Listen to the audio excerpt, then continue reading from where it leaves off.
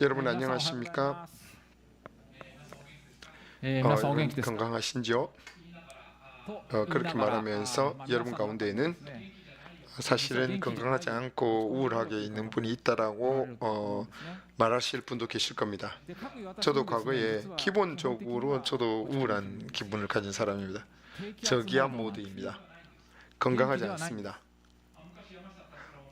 야마시타 사츠로라고 하는 고기압이라고 하는 노래가 있습니다만 저는 저기압 남자였습니다. 노래가 되지는 않죠. 이전에 이래서는 안 된다라고 하는 그 초조함이 저에게 있었습니다. 최근에는 괜찮지 않냐, 어쩔 수 없지 않냐라고 생각하고 있습니다. 하지만 저는 이곳에서 나누기도 하고 사람들과 나눌 때 텐션이 올라서 건강하게 말해서 주변 사람들이 이 사람 건강한 사람 아닌가 라고 생각할 수도 있지만 사실은 저기압입니다. 마음 깊은 곳에 기쁨이나 하나님에 대한 감사는 있습니다만 기분이 이상하게 이렇게 업이 되지 않습니다. 왜 그럴까라고 생각해 보면 역시 저는 그 여러 가지 것에 민감하기 때문이라는 생각이 듭니다. 감수성이 세다, 공감력이 있다라고 말할 수도 있겠습니다만 저는 아주 그 작은 일에도 동요해버리는 그런 약점이 있는 것 같습니다. 오늘 메시지 타이틀은 상황에 지배되지 않는 믿음이라고 하는데 사실 제가 이것을 배울 필요가 있다 생각이 듭니다. 함께 이 내용을 통해서 배우려고 합니다. 자, 그러면 지난번까지 하나님께서 이집트에 10개의 재앙을 내리셨습니다. 그리고 이스라엘이 탈출하는 모습을 보았습니다. 200만 명의 대규모의 이동이 있었습니다. 낮에는 구름 기둥, 밤에는 불 기둥으로 백성을 인도하셨습니다. 지난번에는 세계 의식에 대해서 축제에 대한 얘기를 했습니다. 6월절 식사에 대한 얘기를 했고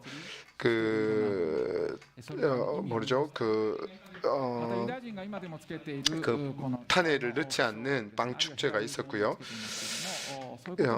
또 이런 것들 여러분들 기억이 아마 나실 겁니다. 그 장자에 대한 그런 내용들이 있었고요.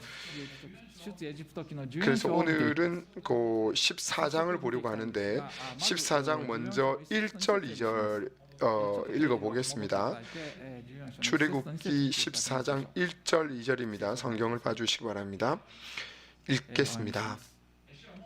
여호와께서 모세에게 말씀하여 이르시되 이스라엘 자손에게 명령하여 돌이켜 바다와 빅돌 사이에 비아힐롯 앞 곧 바알스본 맞은편 바닷가에 장막을 치게 하라.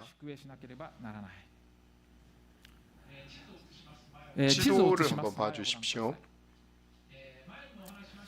앞에도 말씀드린 적이 있는데 이 출애굽기의 지명이 어딘지 정확하게 아는 것은 어렵습니다. 이번에 유진 그 박사의 지도를 사용하고 있습니다. 2절에 보면 바다라고 하는 것은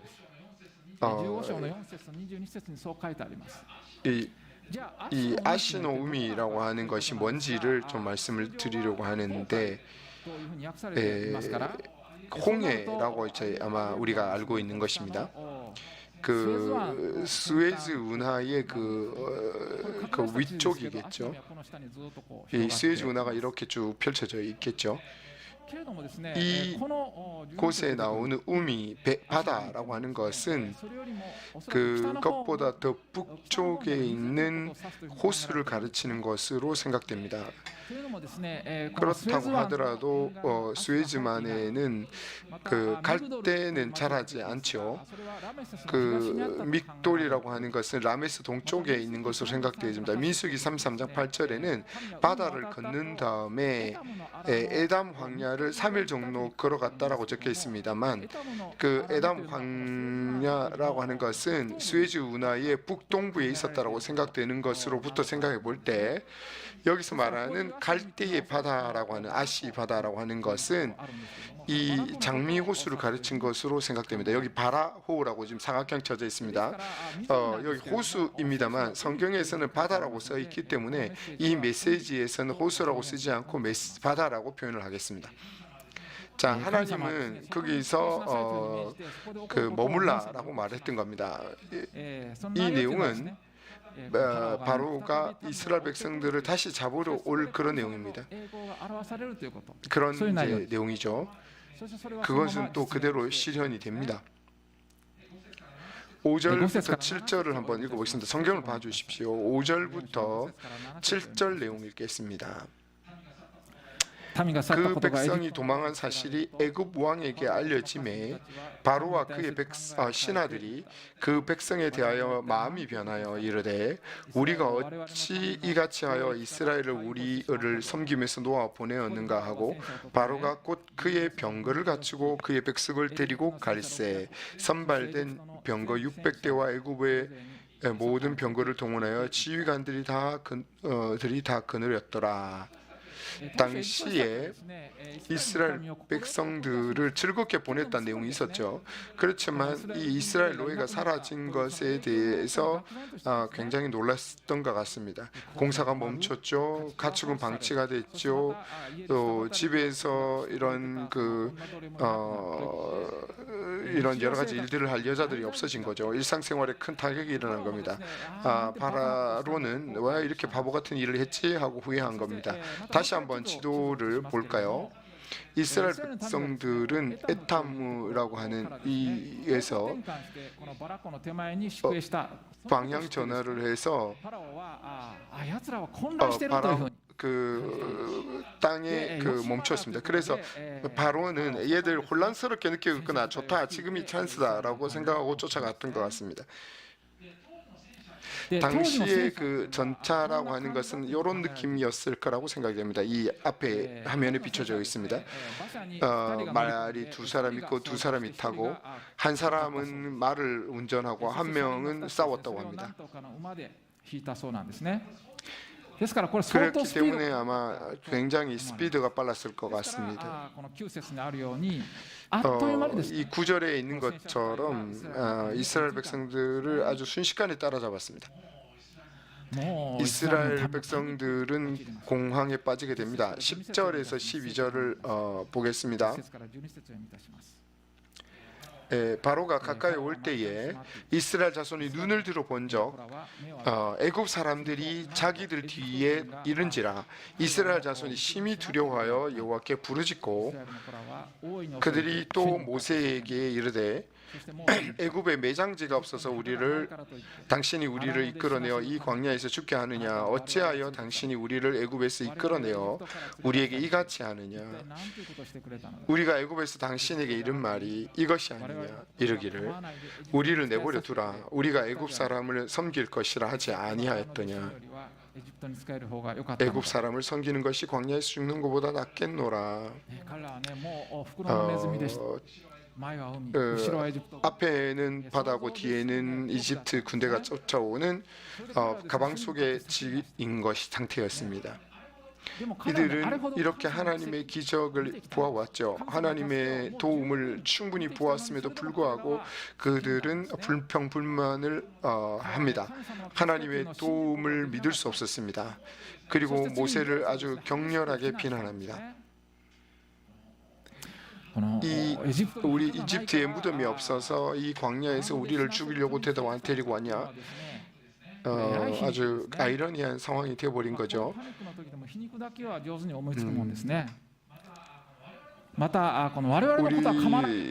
우리를 그대로 내버려두라고 하지 않았냐? 이렇게 하면서 모세를 비난합니다. ちょっと印象の聖書箇所を見ても違うような気がするんですが、言いがかりと言いましょうか。 이들은 모세를 어쨌거나 강렬하게 비난합니다. 어떻습니까? 여러분들이 이것이 우리의 진실한 모습이지 않을까요? 상황에 따라서 우리의 믿음이 금방 좌우되어 버린다는 겁니다. 평소라면 하나님을 믿을 수 있겠지만 조금이라도 뭔가 생기면 동요해 버리고 하나님을 믿을 수 없게 된다는 겁니다. 불만을 가지게 된다는 겁니다. 그것이 우리지 않습니까? 그럼 백성에게 모세가 말합니다. 두려워하지 마라. 주님의 구원을 보라. 주께서 여러분을 위해서 싸우시기 때문이다. 그냥 침묵하라. 잠잠하라. 그렇게 말했습니다. 그런데 이런 모세도 사실은 두려웠던 것 같습니다. 15절에 너는 나를 향하여서 이렇게 외치느냐라고 15절에 말하고 있습니다. 백성들에게 말하면서 모세도 그렇게 하나님 앞에 도와달라고 그렇게 외쳤는지 모르겠습니다.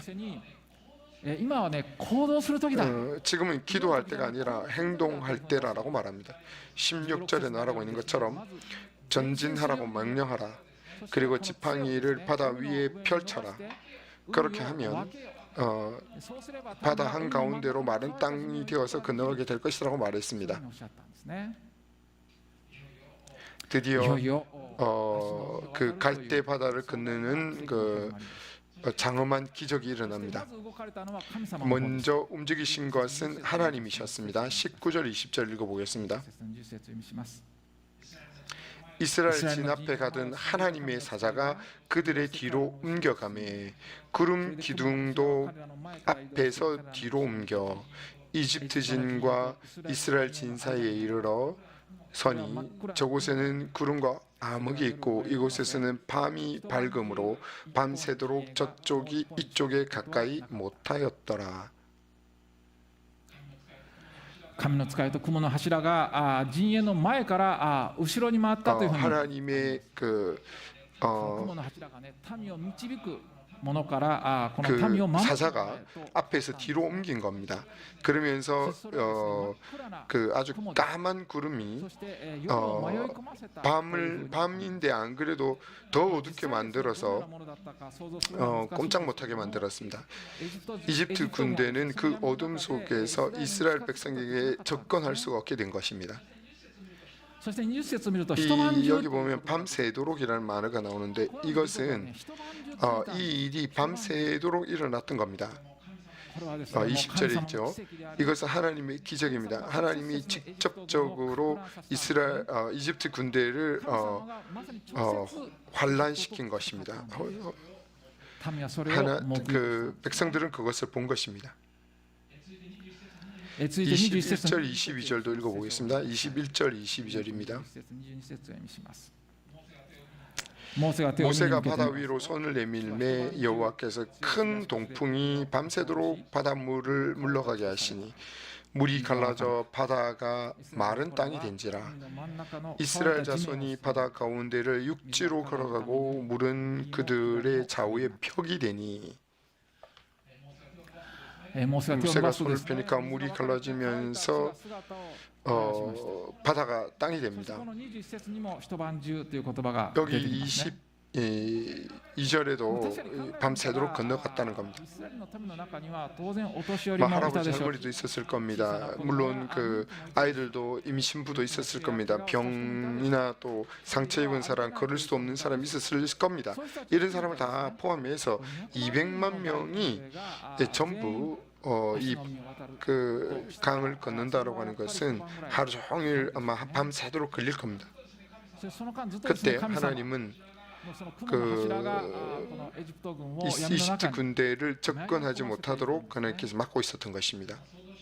여러분 한번 상상해 보시기 바랍니다. 그 아까 그렇게 빠른 전차가 그 백성에게 다가갈 수 없었던 겁니다. 이거 놀라운 기적이지 않습니까? 이 땅을 마른 땅을 건넜다라고 하는 것도 기적입니다. 여러분 그 바다 한 가운데입니다. 이게 하나님의 기적입니다. 이게 딱 그 마르지 않으면 제대로 걸을 수가 없죠. 23절부터 25절도 읽어보겠습니다. 애굽 사람들과 바로의 말들, 병거들과 그 마병들이 다 그들의 뒤를 추격하여 바다 가운데로 들어오는지라. 새벽에 여호와께서 불과 구름 기둥 가운데서 애굽 군대를 보시고 애굽 군대를 어지럽게 하시며 그들의 병거 바퀴가 벗겨져 달리기가 어렵게 하시니 애굽 사람들이 이르되 이스라엘 앞에서 우리가 도망하자. 여호와가 그들을 위하여 싸워 애굽 사람들을 치는도다. 24절에 보면 새벽이란 말이 나옵니다. 아마 새벽 3시에서 6시 사이였을 겁니다. 점점 날이 밝아오고 있는 느낌입니다. 그때 아직 백성들은 다 땅을 건너지 못했습니다.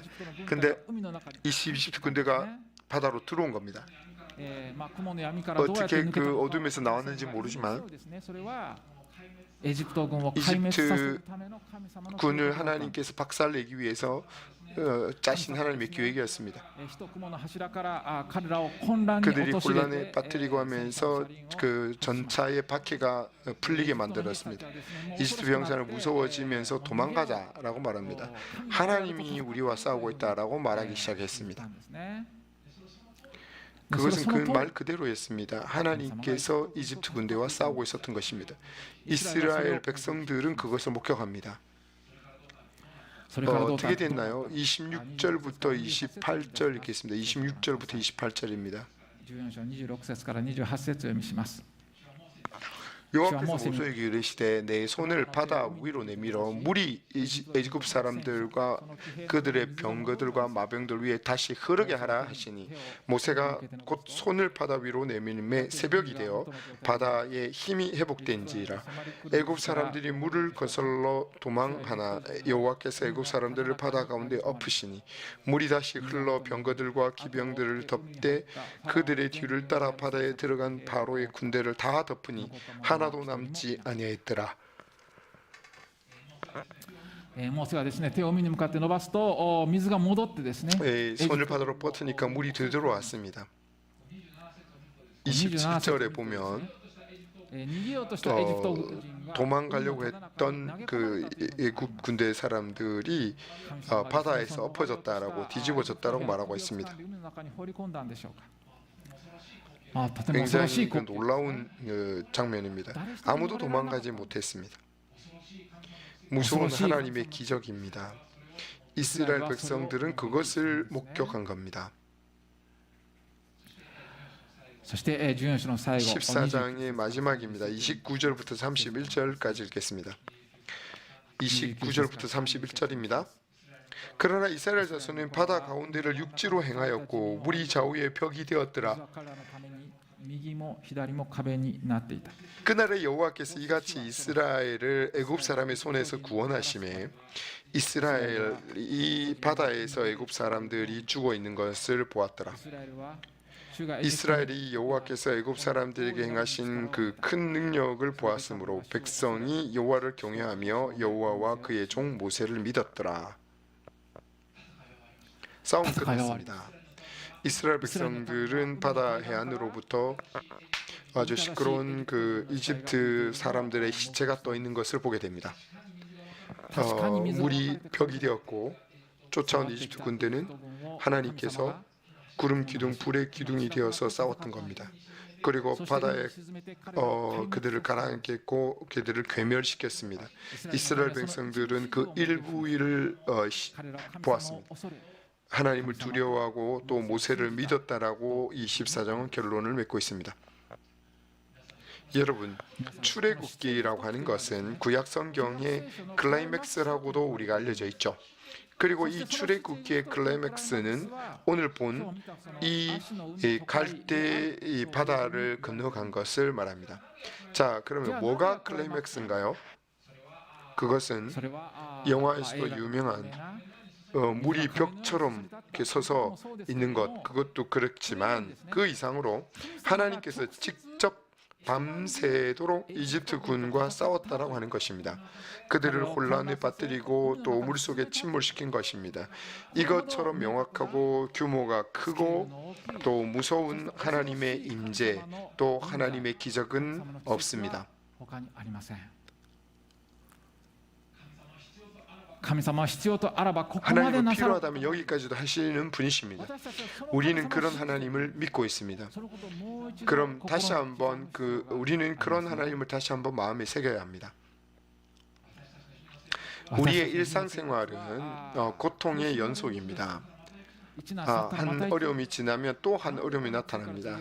왜 이렇게 계속되었는지 우리가 실망할 때도 있습니다. 문제도 좀처럼 해결되지 않습니다. 아무리 계속 기도해도 해결이 안 되는 게 있습니다. 좀 좋아졌나 생각하면 또 원래대로 돌아가기도 합니다. 이런 것도 우리의 삶의 연속입니다. 그런 가운데 우리의 기분은 우울하게 될 때 있습니다. 저기압이 될 때가 있습니다. 하나님은 정말 나를 사랑해 주시는 것일까? 내가 뭔가 잘못했나? 하나님 너무 엄격하지 않나?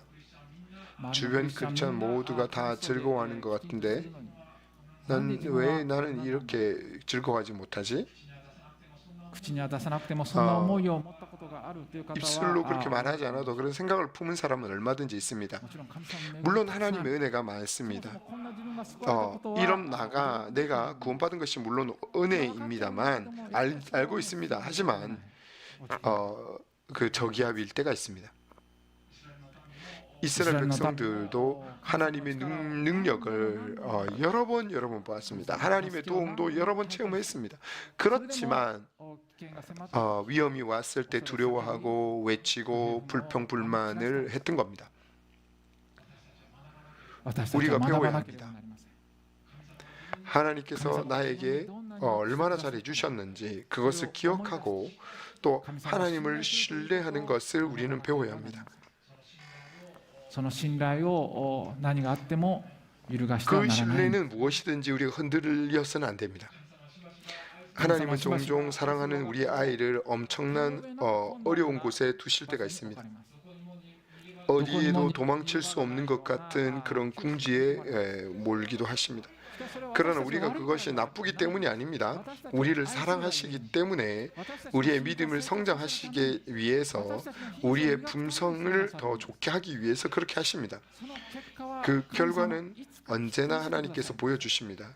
우리가 진심으로 할렐루야라고 말할 수 있도록 해주시는 분이십니다. 지금은 그렇게 말할 수 없다 하더라도 그렇게 하게 해주시는 분이십니다.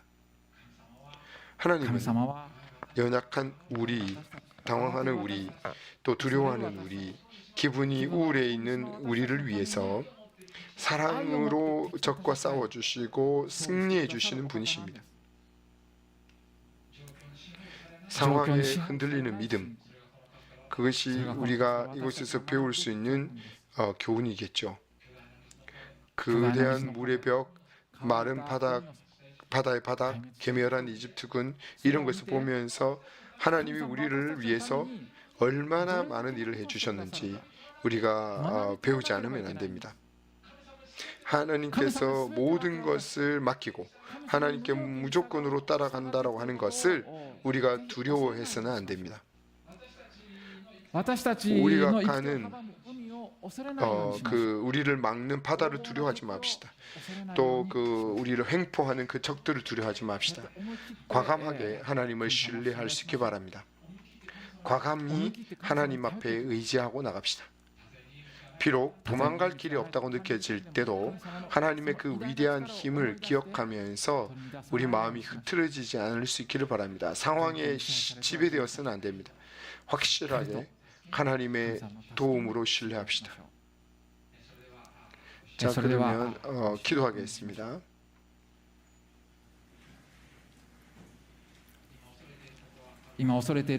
지금 두려워하는 것이 있습니까? 또 불안한 거나 또 우울하고 아무것도 못할 것 같은 상황이 있습니까? 하나님에 대한 믿음이 약해진다고 느끼십니까? 하지만 어떤 상황이라도 하나님의 사랑은 변함이 없습니다. 지금 그것을 기억하고 과감하게 하나님에게 우리 말씀을 드립시다.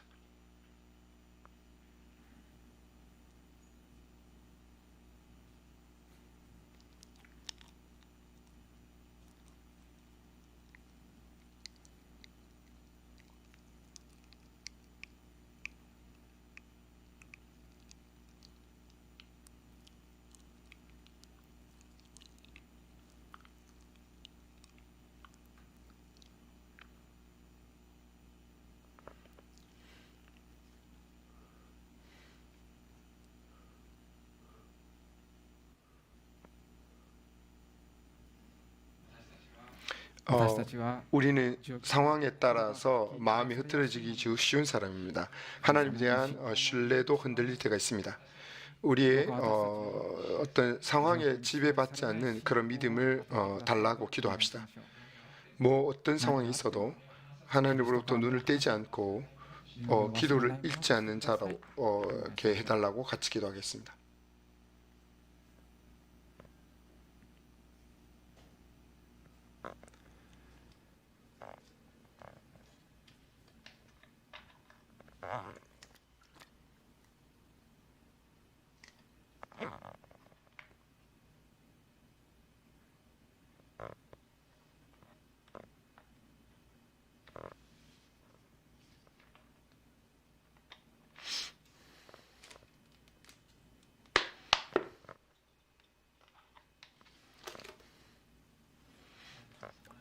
하나님 아버지, 우리가 지금 막 기도한 것처럼 우리가 상황에 지배되고 믿음이 흔들릴 수 있는 약한 자들입니다. 하지만 하나님은 당신의 힘을 보여주시려고 이스라엘 백성들을 더 어렵게 하셨고 또 어려움 속에 있게 하셨지만 힘을 나타내셔서 그들을 구원하셨습니다. 그들이 하나님을 알고 하나님의 보호를 믿게 되었고 또 그렇게 믿음으로 걸어가게 하기 위하였습니다. 우리도 날마다의 그런 가운데 일어나는 많은 것들에 의해서 좌우되지 않도록 도와주시옵소서. 당신이 얼마나 우리를 잘 해주셨는지 날마다 얼마나 큰 일을 주셨는지를 기억하고 하나님을 신뢰할 수 있도록 도와주시옵소서.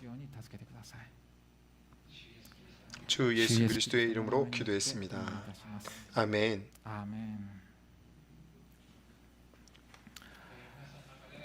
여러분 가운데 아직 성경 말씀을 잘 이해하지 못하겠다, 예수 그리스도의 십자가나 죄의 용서에 대해서 잘 이해하지 못하겠다는 분들이 계실 겁니다. 그리스도의 십자가에 의한 죄의 용서라고 하는 것은 성경의 중심 주제이고 먼저 우리가 믿고 받아들여야만 하는 것입니다. 예수 그리스도는 지금부터 약 2000년 전에 실제하신 인물이셨습니다. 그는 처녀 마리아로부터 성령에 의해서 태어나셨고 그런 하나님의 한 자녀 독생자라고 성경이 가르칩니다. 그 그리스도가 십자가에 달려 돌아가신 것입니다. 죄 없는 그리스도가 모든 사람의 죄의 형벌을 대신 받고 죽으신 것입니다. 죄라고 하는 건 뭡니까? 그것은 바로 표적에서 벗어났다는 뜻입니다. 우리 인간은 하나님에서 창조되었고 하나님의 사랑 가운데 살아도록 창조되었음에도 불구하고 그 하나님을 잊어버리고 자기 마음대로 살게 되어서 많은 악에 물들게 되었습니다.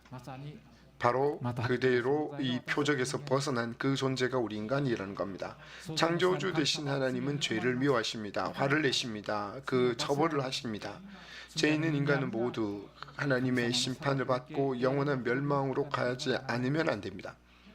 하지만 하나님은 우리를 사랑하시는 분이셨기 때문에 그 사랑 때문에 우리의 죄의 형벌을 우리에게 짊어지게 한 것이 아니라 죄 없는 그리스도가 지게 하셨습니다.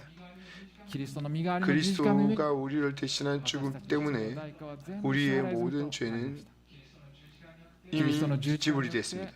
예수 그리스도의 십자가에 의해서 하나님의 분노는 달래졌습니다. 이 일에 감사하고 받아들이는 모든 사람은 죄가 용서를 받고 하나님의 자녀가 되어서 천국에 계속 이어지는 영원한 생명을 받게 됩니다. 지금 그리스도의 십자가에 대해서 감사하는 기도를 드리려고 합니다. 제가 짧게 끊어서 기도하겠습니다. 목소리 늘지 않아도 좋습니다. 제 뒤에 저를 따라서 마음속으로 기도해 주십시오. 그러면 기도하겠습니다. 하나님 아버지, 당신 앞에 서면 저에게도 죄가 있습니다. 예수 그리스도께서 십자가에 달리신 것은 저를 대신한 것이고